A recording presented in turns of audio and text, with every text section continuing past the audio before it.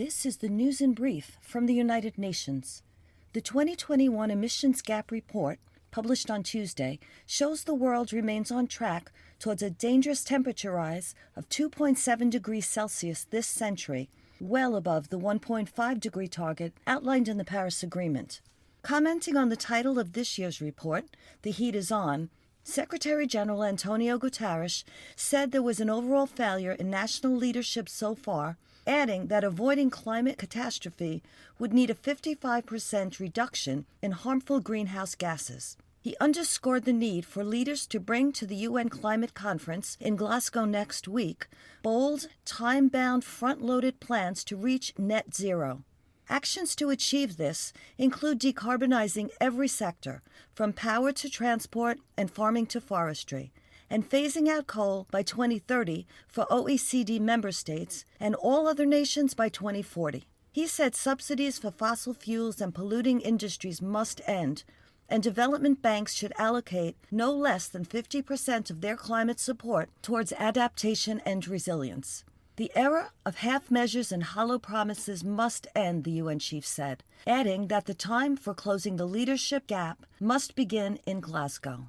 Israel's decision to designate 6 Palestinian civil society groups as terrorist organizations is an attack on human rights and those who defend them, UN High Commissioner Michelle Bachelet said on Tuesday, calling for their immediate revocation. These organizations are some of the most reputable human rights and humanitarian groups in the occupied Palestinian territory and have for decades worked closely with the UN.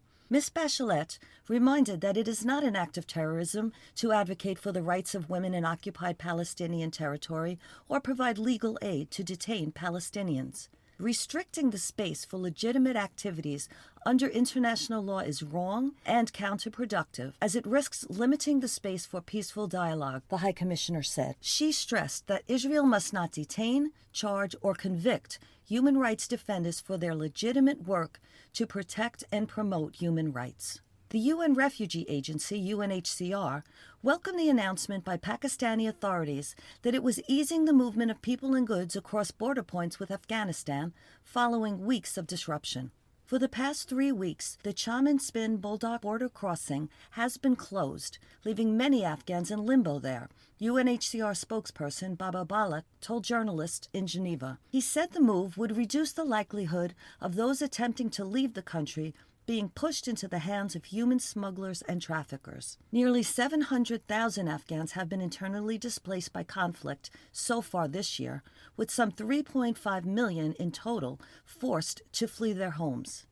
While an estimated 150,000 formerly displaced Afghans have returned, the situation inside Afghanistan remains dire. For more than 4 decades, neighboring Iran and Pakistan have hosted almost 90% of all Afghan refugees worldwide. UNHCR appealed to the international community to urgently increase financial aid to help vulnerable Afghans who are displaced survive the coming winter. Liz Scafidi, UN News.